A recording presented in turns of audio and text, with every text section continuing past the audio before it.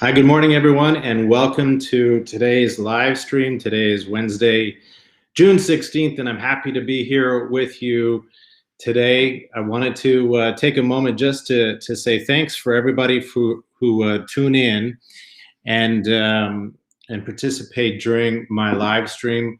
I'm really grateful, in fact, that you're participating. Today is going to be an interesting and rather short video. Our session, because we're going to be talking about a topic that not many people focus on when they're doing some retirement planning. So let's just take a moment. I'll have you get ready, grab a pen, and we're going to dive into this. Give you a couple seconds.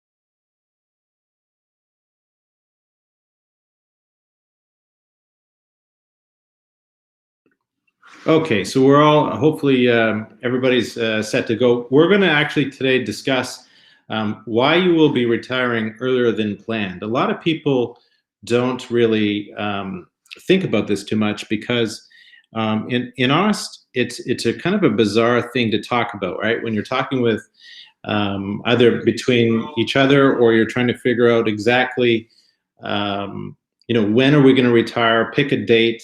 What is my, if you're working for an employer and you've got these target dates as to when you can retire, either early with full or partial retirement benefits, you've got this idea in mind, or maybe you've picked an age, and that age might be, where you both feel like you're within a retirement zone, if you will, that is acceptable. Hey, 60 is the age we want to retire, or 65. Actually, the average retirement in Canada is about 63, so it gives you some insight as to how that works. But one of the things that I've noticed over the 20 years of helping people retire, and that is people don't retire at the ages or the dates that they've chose. And you say, well, wait a minute, you do all this retirement planning for people, and you're telling me that people actually don't retire at the time that you've put on paper for them. And the reason for that is because things happen in life. And why I want you to focus on this is because it's really important, because it affects about 50% of over 50% of the population. And it's quite alarming. So one of the things that we're going to be talking about is, what are the reasons why people don't retire when they planned on, and what you can do about it. Okay, so let's dig right into that. Now, if you haven't had a chance to see any of the previous sessions, understand please that these videos are being saved on Facebook and on LinkedIn. Or LinkedIn for about 2 weeks, and then the majority of these videos are actually on my LinkedIn or on my YouTube channel. And I'll just share the screen here with you so you can see that.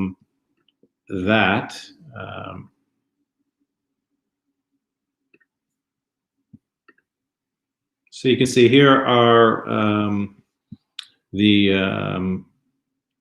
lot of the videos you see are all on there. So if ever you want to go back and just have a quick look, by all means, go back onto my YouTube channel so that you can see that, okay? Okay, so let's dig into this, and we're going to talk about why you don't retire on time. So some reasons why people don't retire on time. About 55% of the population that says, I'm going to retire at age 63 or 65, whatever date, 55% of those people don't do that. And the reason is health reasons, some kind of disability. And I know you're going to be saying, what? That's really alarming. That number seems a lot higher than what I expected. In the 20 years I've been doing this, this is bang on. 55% of the people that I've worked with. Now, it doesn't mean that they retire 10 or 15 years early. It just means that it could happen 3 or 4 years earlier. And so it's something you need to plan for, because it's kind of it really does affect how much money you're going to have in retirement. The 23% of people had to retire because they had to care for a spouse or a family member.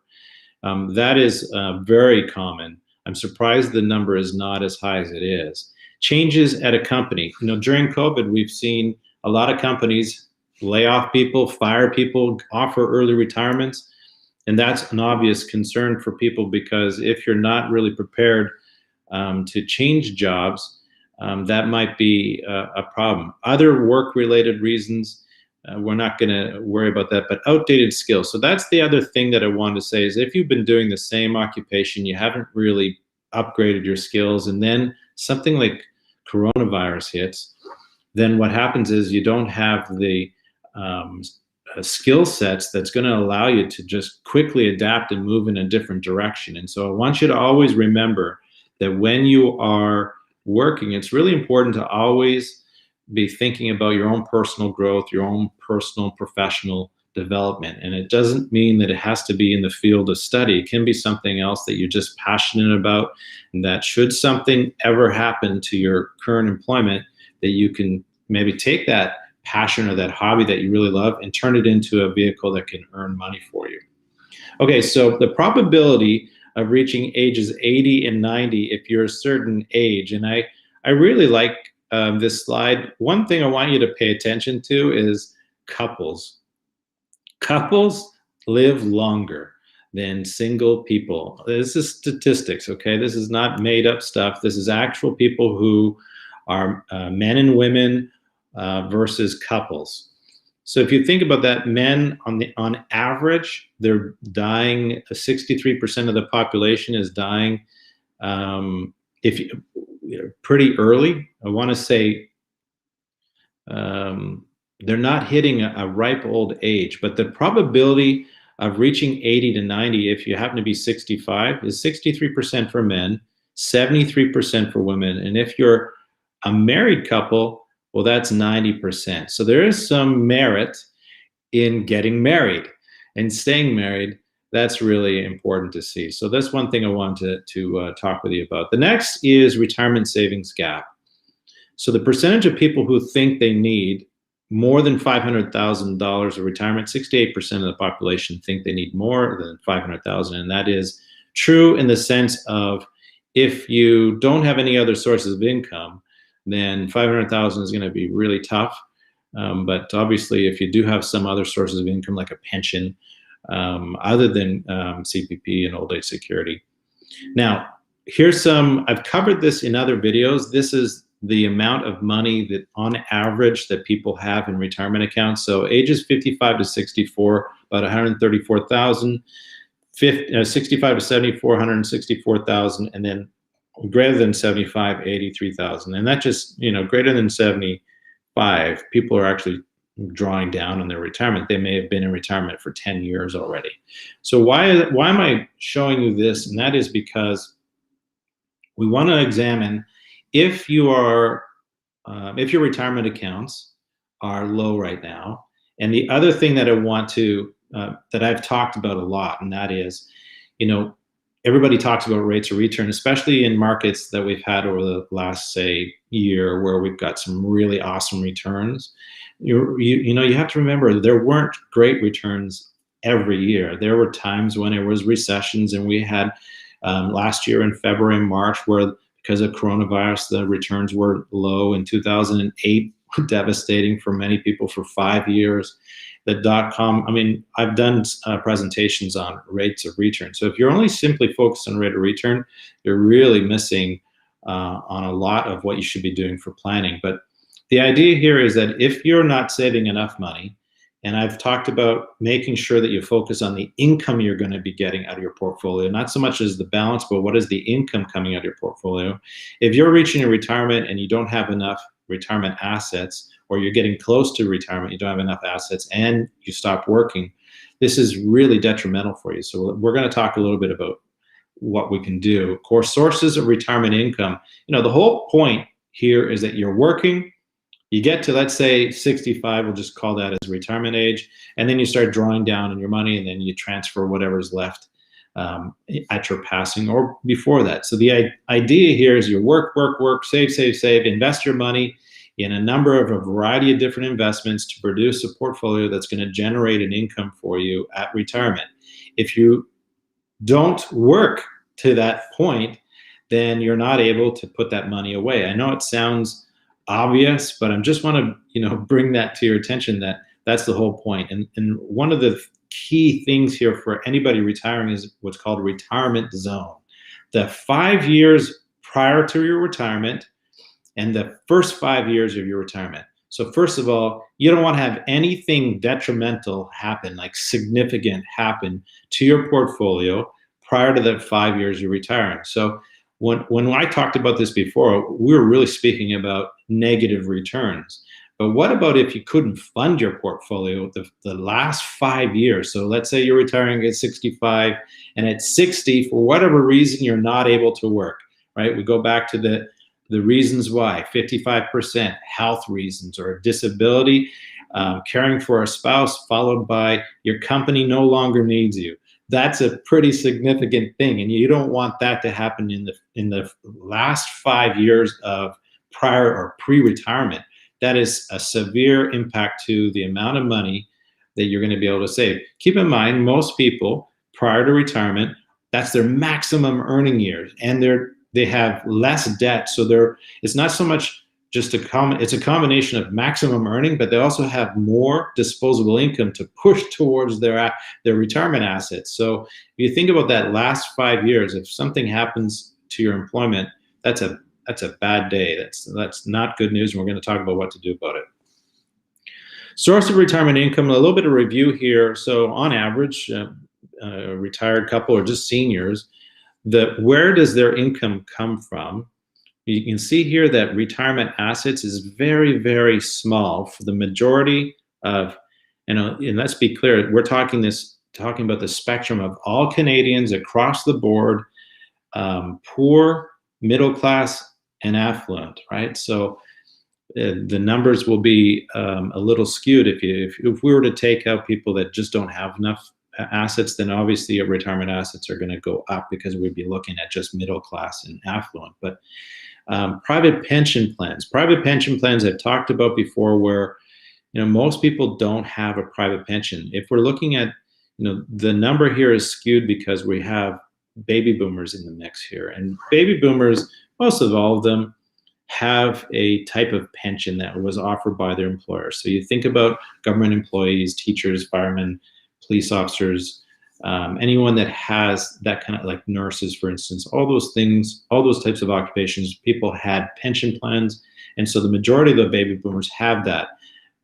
People who are working, let's say from 1990, it's unlikely because that you're going to have a pension, because there's a lot more employers out there that moved away from defined benefit plan. That's that teacher kind of pension. They've police officer type of pension. They've moved to defined contribution, where it's the investment of your retirement assets all on you. You have to put the money in.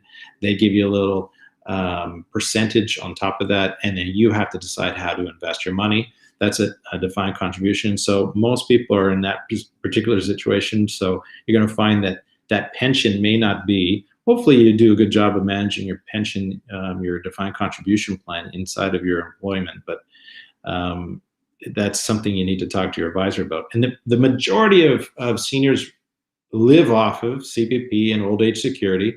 They have some dividend income. Again, that's that baby boomer who have invested their money over the years.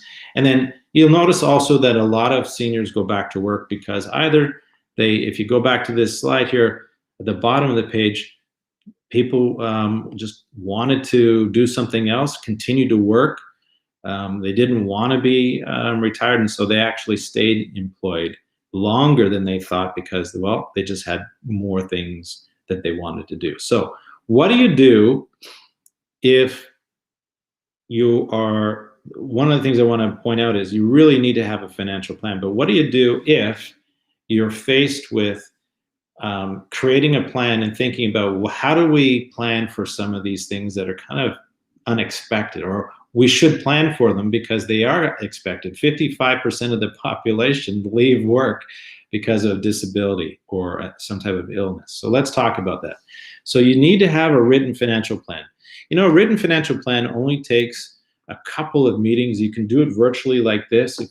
All the documents, if you needed to send documents, can be done in a very secure way so that your advisor, in my case, clients share information with me in secure ways. And then also just through these kind of conversations virtually, if you can't meet, although I know we will be meeting probably through the fall is where we'll be able to get together.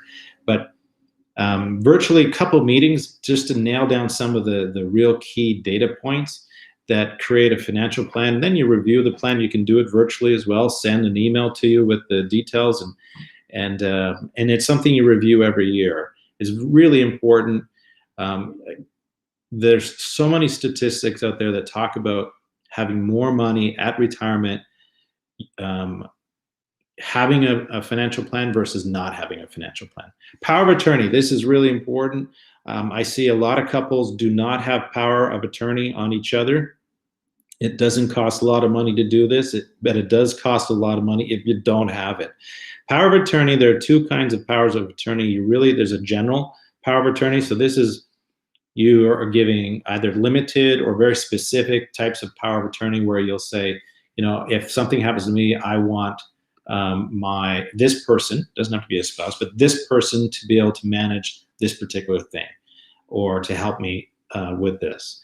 And then you can have what's called continuing power of attorney, where you're actually saying to someone, it's very specific, I want this person to take care of not only this one thing, but I also want them to take care of making decisions in case of like incapacitation. I'm not able to make those decisions on my own because there's been a mental incapacity. And so that person you're going to designate is going to be able to make decisions for your medical needs, your financial needs. And so those things should be, so should be done. So you want to be able to ensure that you have power of attorney both on financial and medical needs for one another. This is super important, and most couples don't have it. Manageable debt obligations. In a time of when most, we'll say, starter homes are over $1 million in the GTA, a lot of young couples are going into homes with a severe amount of debt. And if should one of them lose their jobs, it would be a real problem for a lot of couples. And most couples, young couples, are living paycheck to paycheck, not much money left over.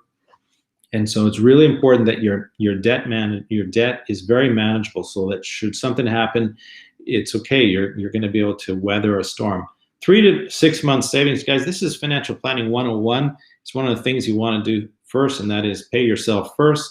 Take that money and invest it. And when I say invest it, I'm not talking about trying to get huge, massive returns here. This is the money that you are going to fall back on should something happen. One of the things we always ask in discovery meetings, if you will, is we try to get a sense of how do you manage your cash and what is your attitude towards debt.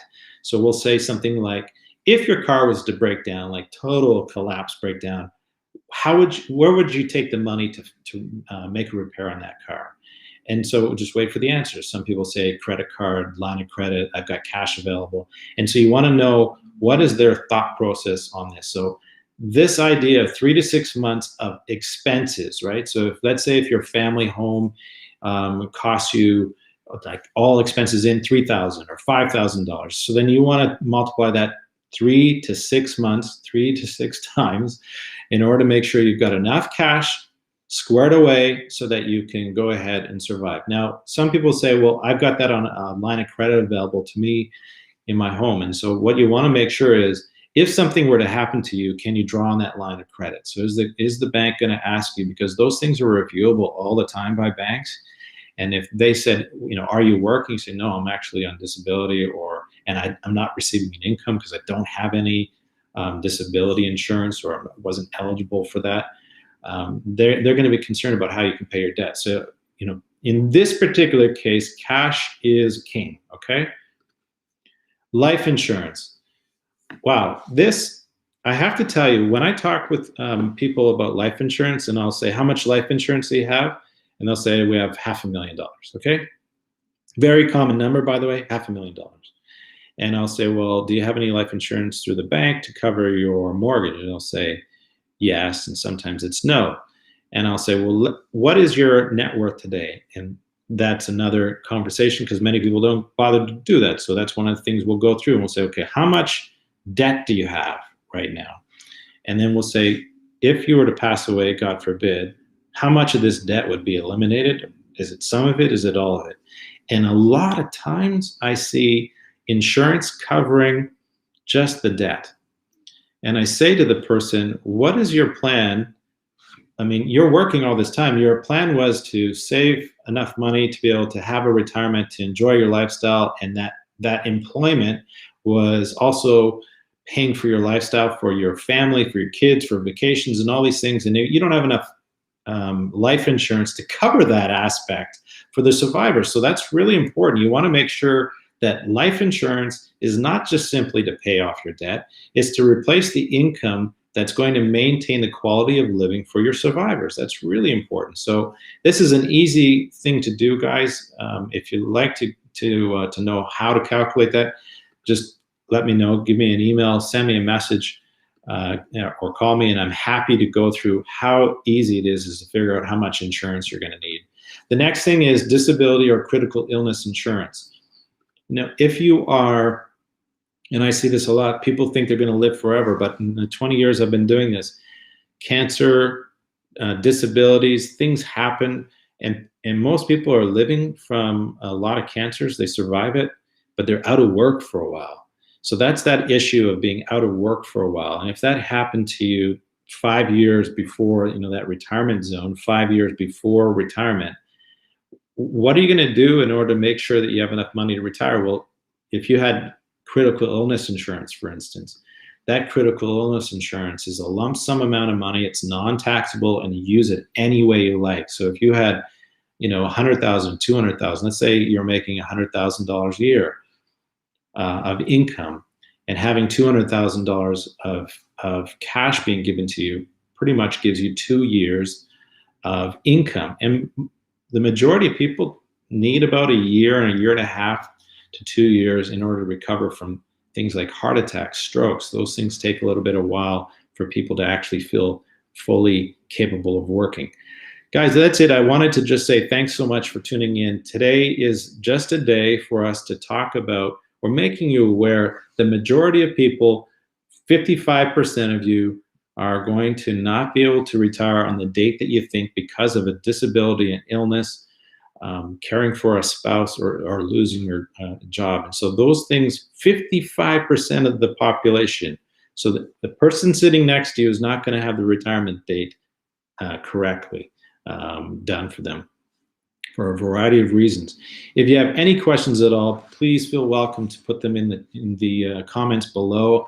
If you need any help planning for this, let me know. But also share this video with anyone you think needs to see it. Like it. If you did like this video, like it, comment, because that helps the algorithm. Of course, it drives this video a lot further than it is just today. I need it to be shared with everybody. So please comment below.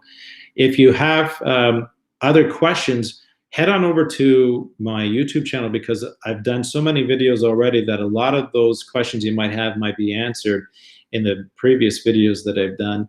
Next week, I'm going to be doing a great session on principles for successful long-term investing. This is another very useful session for you. Again, love to see you on the next session. If you have any questions, here's my contact information, and my email is listed there below, and I look forward to seeing you next Wednesday at 11 o'clock. Be well.